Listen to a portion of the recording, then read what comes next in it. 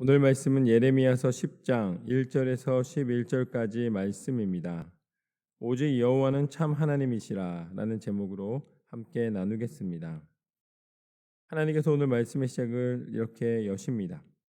이스라엘 집이여, 여호와께서 너에게 이르시는 말씀을 들을지어다.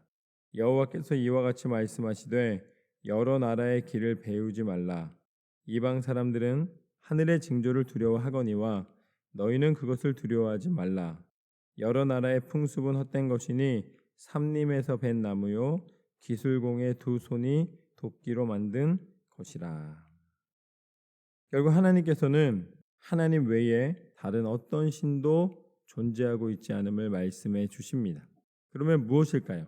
그것은 다 인간의 상상력입니다.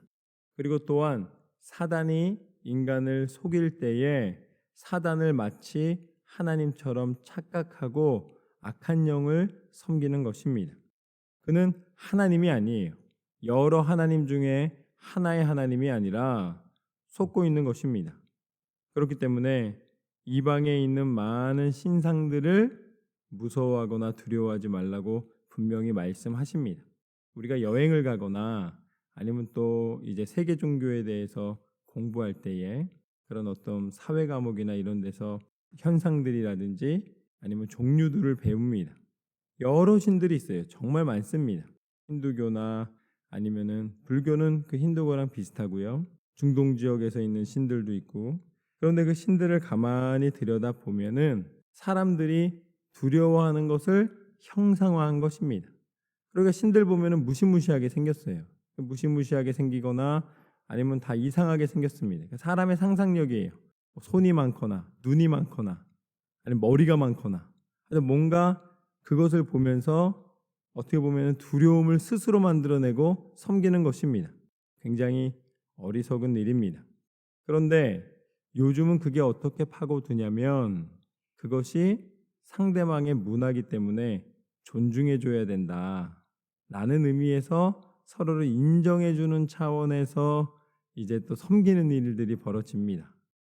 남이 섬기는 건데 함부로 하면 안 된다 그러면서 이제 같이 절하게 되고 같이 그것에 대해서 의미를 공부하게 되고 그리고 또 어느 정도 서로의 대화를 위해서 이해를 하려고 노력하는 일들이 벌어집니다. 그런데 그 목적이 분명해야 됩니다. 내가 이것을 왜 알아야 하는가? 이것을 왜 알게 되는가? 그것은 거기에 나오는 신비로운 힘을 깨달으려 하는 것이 아닙니다. 말씀 외에 그 어떤 것도 진리가 아님을 분명히 알려주기 위해서, 그러니까 알고 전하는 것과 모르고 전하는 것은 사실은 결과는 같습니다. 그렇지만 결과는 같아요. 왜냐하면 말씀이 진리이기 때문에 다른 진리를 배울 필요는 없습니다. 그러니까 아닌 걸 배워서 맞는 것과 비교해 주는 것은 어떻게 보면은 학자들이 할 일이에요. 그걸 공부해서 그걸 비교해 주는 사람들이 할 일입니다. 어떻게 목회자들도 그 부분에 은사가 있거나 능력이 있으면은 할 수 있는 일입니다. 그렇지만 만약에 그것을 비교하는 것이 내 역할이 아니라면 말씀을 그 시간에 더 읽는 것이 영적으로 유익합니다. 비교하기 위해서 다른 걸 공부하는 시간을 드리는 것보다는 말씀을 읽고 말씀 가운데서 하나님의 진리를 내 안에 담는 것이 훨씬 더 지혜로운 일입니다. 그런데 조금 더 유식해 보이고 세련돼 보이고 조금 더 시대에 함께 대화를 잘 나누는 것처럼 보이기 위해서 사람들과의 교류를 한다든지 다른 신들을 섬기는 것을 존중한다든지 이런 것은 어떻게 보면은 겉으로 보기에는 굉장히 인텔리전트한 모습처럼 보이지만 속으로 들어가면은 아주 위험한 일입니다. 그것을 저는 알고서는 이 부분에 대해서 설명해 드려야 되기 때문에 저는 세계 종교에 대해서 공부를 많이 했습니다. 책도 읽고 또 각 종교마다 특성도 공부를 했습니다. 왜냐하면 이것을 저는 또 그 역할이 있기 때문에 공부를 했지만 공부를 하면 할수록 느끼는 것은 무엇이냐면 다 흉내내는구나. 다 비슷하게 보이는구나. 그런데 비슷한 것은 진짜가 아니에요. 진짜는 진짜일 뿐입니다. 진리는 진리일 뿐입니다. 그 외의 것이 진리인 척하지만 진리가 될 수 없는 거예요. 그런데 진리를 흉내내기 때문에 굉장히 탄탄해 보입니다. 그렇지만 그 안에 들어가 보면은 허상이에요. 본질적으로 생명력이 없습니다. 오늘 말씀에 이렇게 나와 있습니다. 4절부터 보면 그들이 은과 금으로 그것에 꾸미고 옥과 장도리로 그것을 든든히 하여 흔들리지 않게 하나니 그것이 둥근 기둥 같아서 말도 못하며 걸어다니지도 못하므로 사람이 메어야 하느니라. 그것이 그들에게 화를 주거나 복을 주지 못하나니 너희는 두려워하지 말라 하셨느니라. 여호와여 주와 같은 이 없나이다. 주는 크시니 주의 이름이 그 권능으로 말미암아 크시니이다. 이방 사람들의 왕이시여 주를 경외하지 아니할 자가 누구리이까? 이는 주께 당연한 일이라. 여러 나라와 여러 왕국들의 지혜로운 자들 가운데 주와 같은 이가 없음이니이다. 하나님 분명히 말씀해 주셨습니다. 아니 사람이 섬기는데 사람이 옮겨줘야지만 옮겨질 수 있는 나무상이 어떻게 너의 신이 될 수 있겠느냐. 신이 나에게 어떤 능력을 발휘하는 게 아니라 내가 그 신을 옮겨야 되는 거예요. 그게 어찌 너를 정말로 지켜줄 수 있겠느냐. 논리적으로 봐도 하나님께서 말씀하시는 것이 맞습니다. 세상의 신은 무섭게 보이는 거예요. 무서운 게 아니라 무서운 척 하는 것입니다. 그런데 그 무서운 척도 누가 만든 거예요? 사람이 스스로 만들어낸 상상력일 뿐입니다. 물론 하나님이 주신 능력이기 때문에 그걸 만들어냈지만 그러나 사람이 만들어낸 것에는 능력이 나타나지 않습니다. 왜냐하면 그것은 허상이기 때문입니다. 오직 한 분 하나님만이 이 땅을 창조하셨고 섭리하시고 다스리시고 주관하시는 줄로 믿습니다. 그래서 우리는 안타까운 거예요. 요즘 신학교를 가보면은 신학교에서 점점 더 세련되고 더 깊이 있는 공부를 하는 것이 무엇이냐면 그것은 하나님이 계시다는 것을 머리로 증명하려고 시도하는 거예요. 그러다 보니까 하나님은 머리로 이해되는 분이 아닙니다. 영으로 이해되는 분이에요.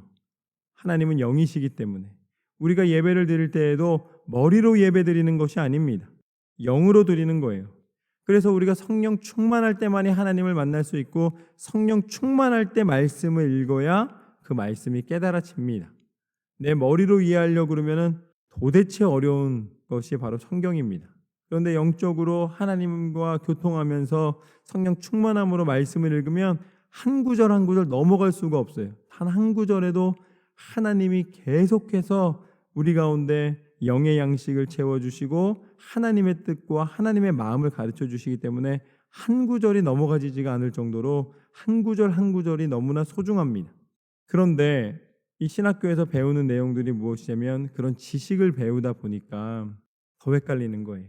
마지막에는 제가 한번 신학교 교수님하고 한번 얘기를 하는데 한국 교수님도 있고 미국 교수님도 있고 동일합니다. 한국에서도 했었고 미국에서도 마지막에는 꼭 제가 꼭 여쭤봅니다. 교수님은 성경이 사실이라고 믿습니까? 그러면 다 그러시진 않지만 현대 공부하신 교수님들일수록 나는 그냥 책이라고 생각한다고 말씀하십니다. 거기서 다 놀라는 거예요. 그렇기 때문에 요즘 우리가 온전한 믿음을 가지고 신학을 하고 목회를 하고 하나님을 섬기기가 쉽지가 않아요. 그걸 배우고 나와서 어떻게 할 수 있을까라는 생각이 들 정도입니다. 우리가 다시 기도해야 되는 것은 무엇인가?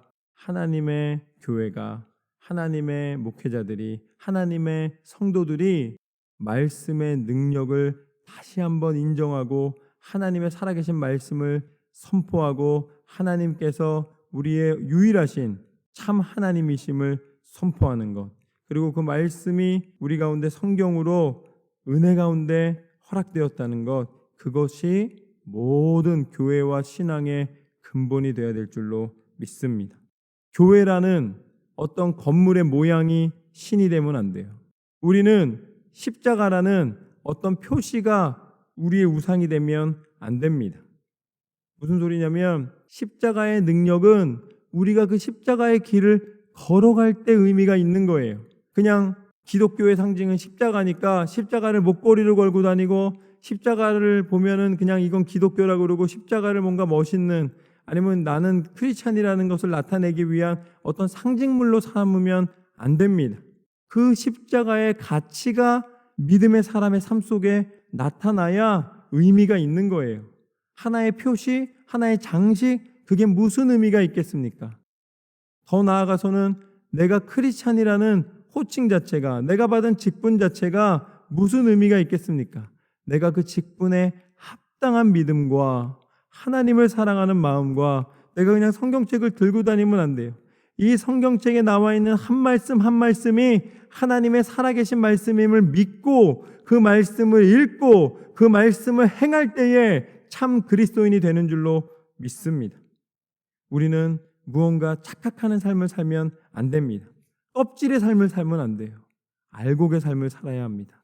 하나님께서 창고에 들이시는, 하나님께서 기뻐하시고 하나님의 수확이 되고 하나님의 열매가 되는 삶을 살아야 할 줄로 믿습니다. 지혜로운 자들은 세상의 껍질 속에서, 세상의 헛된 공기 속에서 방황하지 않고 오직 하나님의 말씀을 의지하여 참 하나님이신 하나님을 바라보며 온전한 길을 걸어가는 줄로 믿습니다. 그래서 8절부터 보면 이렇게 나와 있습니다. 그들은 다 무지하고 어리석은 것이니 우상의 가르침은 나무뿐이니라. 다시스에서 가져온 은박과 우바스에서 가져온 금으로 꾸미되 기술공과 은장색의 손으로 만들었고 청색 자색 옷을 입었나니 이는 정교한 솜씨로 만든 것이거니와 오직 여호와는 참 하나님이시요 살아계신 하나님이시요 영원한 왕이시라. 그 진노하심에 땅이 진동하며 그 분노하심을 이방이 능히 당하지 못하느니라. 너희는 이같이 그들에게 이르기를 천지를 짓지 아니한 신들은 땅 위에서 이 하늘 아래에서 망하리라 하라. 하나님은 이 말씀을 하셨고 이 말씀을 계시록에 이르기까지 한 번도 변한 적이 없습니다. 하나님은 세상에 속한 것, 세상의 쾌락과 세상의 욕심과 세상의 죄는 결국 사망에 이를 것이라고 말씀해 주셨습니다. 그 시작부터가 사망으로 시작했기 때문입니다. 그렇지만 하나님은 어떤 하나님이신가? 하나님은 우리에게 영원한 생명을 허락하여 주시고 우리 가운데 장식이 아니라 능력을 나타내신 줄로 믿습니다. 사랑하는 척 하신 것이 아니라 진정한 사랑으로 우리 가운데 임하여 주신 줄로 믿습니다. 그분이 누구신가? 그분이 바로 예수 그리스도이십니다.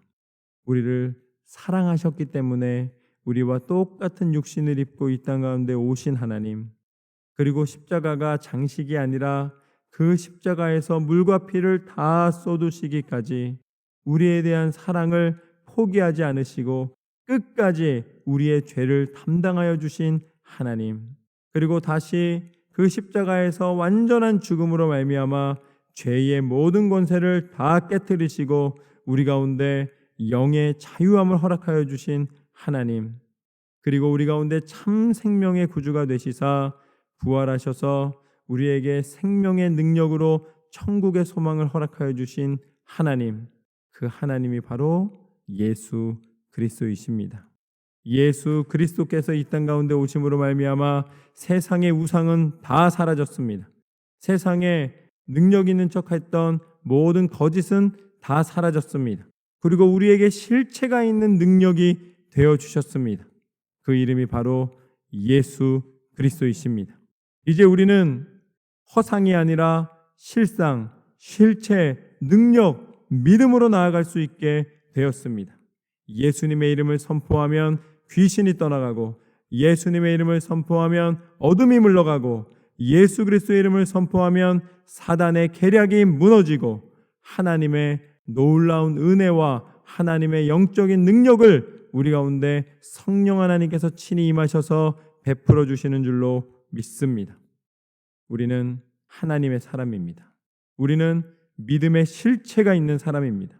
우리는 예수 그리스도의 이름의 능력을 허락받은 예수 그리스도의 사람입니다. 하나님께서 이 놀라운 은혜와 능력을 허락하여 주셨음을 믿고 이제는 하나님보다 앞서는 어떤 것이라도 거절할 수 있는 믿음의 결단과 용기를 가지시기를 주님의 이름으로 축원합니다.